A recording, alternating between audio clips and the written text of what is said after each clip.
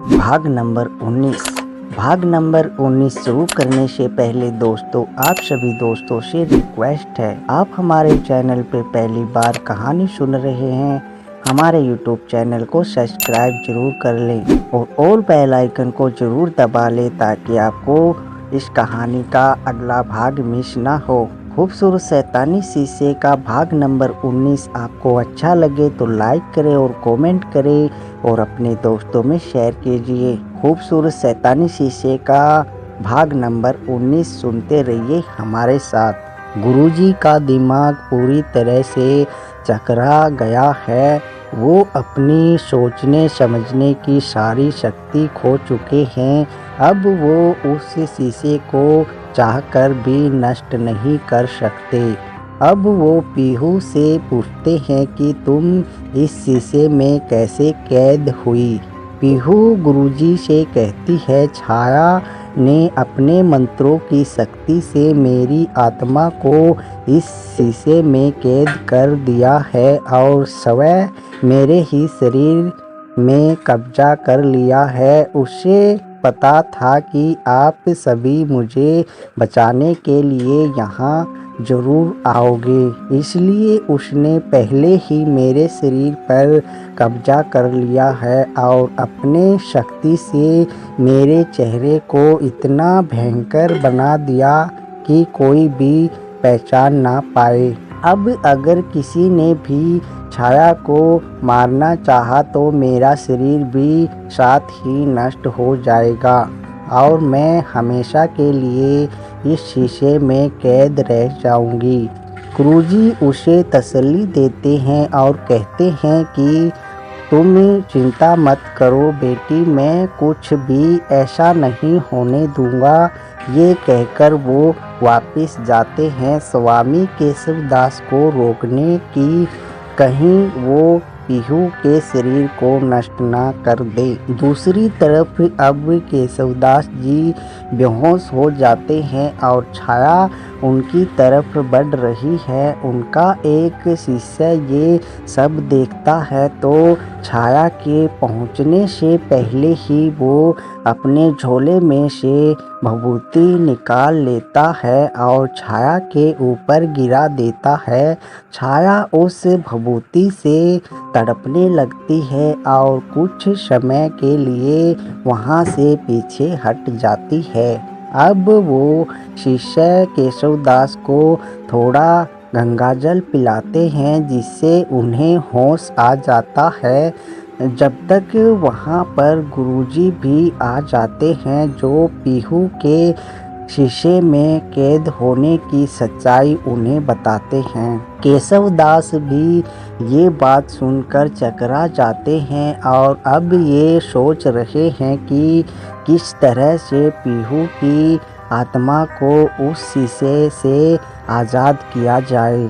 अब वो सब मिलकर खड़े होते हैं और एक साथ फिर से मंत्रों का उच्चारण शुरू कर देते हैं, जिससे अब छाया तड़पने लगती है। अब वो तड़पते वही जमीन पर बैठ जाती है। तभी वो सभी घेराबंदी कर लेते हैं और उसके आसपास एक शक्तिशाली शिव भभूति से चक्कर बना देते हैं। अब छाया चाहकर भी उस चक्कर में से बाहर नहीं आ पाती है। अब वो मंत्रों का उच्चारण तेज कर देते हैं। नीरज ये सब देख रहा है और वो अब चुपचाप हो जाता है। कौशल्या उसे चुपचाप वहाँ से जाती हुई देख रही है तो वो भी उसी के पीछे चल देती है। नीरज उसी कमरे में चला जाता है जहाँ पर वो चमत्कारी शीशा है। अब वो उस शीशे को आग के हवाले करने लगता है तो बीच में कौशल्या आ जाती है, क्योंकि वो पहले ही गुरुजी की कही बातों से ये जान चुकी थी कि इसी शीशे में अब पीहू की आत्मा कैद है। इसलिए वो अब उस शीशे को नष्ट करना चाहता है, लेकिन इससे पहले कि नीरज ऐसा कर पाता, कौशल्या वहां आकर उसे एक थप्पड़ मारती है और दूर धकेल देती है। नीरज फिर से उठता है और कहता है, माँ आप बीच में मत आइए, चले जाइए यहाँ से आप। लेकिन कौशल्या अब बिना उसकी कोई बात सुने ही उसे तक और थप्पड़ मारती है। नीरज को भी अब बर्दाश्त नहीं होता है और वो अपनी ही माँ पर हाथ उठा देता है। लेकिन तभी वहाँ गुरुजी की भेजे हुए उनके 2 शिष्य आ जाते हैं और नीरज को दूर धक्का देते हैं। अब वो उस शीशे को उठाकर बाहर वहीं ले जाते हैं जहाँ पर गुरुजी और उनके भी गुरुजी केशवदास मंत्रों का उच्चारण कर रहे हैं। अब वो शीशा ठीक छाया के सामने रख देते हैं। अब स्वामी केशवदास जी कहते हैं, दुष्ट चुड़ैल छोड़ इस बच्ची का शरीर, नहीं तो तू यही तड़पती रहेगी। छाया भी साफ मना कर देती है, लेकिन जब उससे तड़प बर्दाश्त नहीं होती तो वो पीहू के शरीर में निकल जाती है और उसके निकलते ही पीहू की आत्मा भी उस शीशे में से निकलकर वापस उसके शरीर में चली जाती है। सभी का ध्यान पीहू की ओर चला जाता है और कौशल्या आकर उसे उठाती है और गले लगा लेती है। अब कौशल्या पीहू को हिम्मत देती है और कहती है, रो मत मेरी बच्ची, अब हम आ गए हैं ना, तो सब ठीक हो जाएगा, गुरुजी सब ठीक कर देंगे। पीहू भी कब कौशल्या के गले लगकर बहुत ज़्यादा भावुक हो जाती है। सभी का ध्यान पीहू में होने की वजह से छाया को भी अब मौका मिल जाता है अपनी शक्तियों के प्रयोग में लाने का। वो जादू से तेज हवा चला देती है, जिससे उसके चारों ओर बना हुआ भभूति का चक्कर हवा में उड़ जाता है। अब छाया वहाँ से निकलकर गायब हो जाती है। अब वो फिर से अपना प्रकोप शुरू कर देती है और जोर से हंसने लगती है। उसके जादू से तेज हवाएं चलने लगती हैं और तूफान आ जाता है। बिजली भी चमक रही है और अचानक ही मूसलाधार बारिश शुरू हो जाती है। मौसम बहुत ही भयानक हो चुका है और तभी छाया कहती है, मैं एक शक्तिशाली चुड़ैल हूँ और मुझे पकड़ना तुम जैसों के बस की बात नहीं है।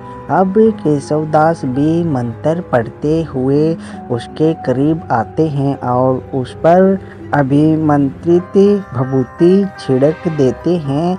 अब छाया उस भभूति से तड़पने लगती है और उसकी शक्तियाँ भी नष्ट होती जा रही हैं, लेकिन फिर भी उस चुड़ैल ने हार नहीं मानी है और वो केशवदास को गर्दन से पकड़ने की कोशिश करती है। इससे पहले कि वो उनकी गर्दन तक पहुंच जाती, उससे पहले ही वो उसे उसके बालों से पकड़ लेते हैं और उसे घुमाकर दूर जमीन पर फेंक देते हैं। छाया की दुर्दशा नीरज से देखी नहीं जाती है, इसलिए वो दौड़ता हुआ आता है और गुरुजी को धक्का मारकर दूरी गिरा देता है। अब वो गुस्से में स्वामी केशवदास की ओर बढ़ता है, लेकिन उससे पहले ही उनके शिष्य उसे पकड़ कर दूर फेंक देते हैं।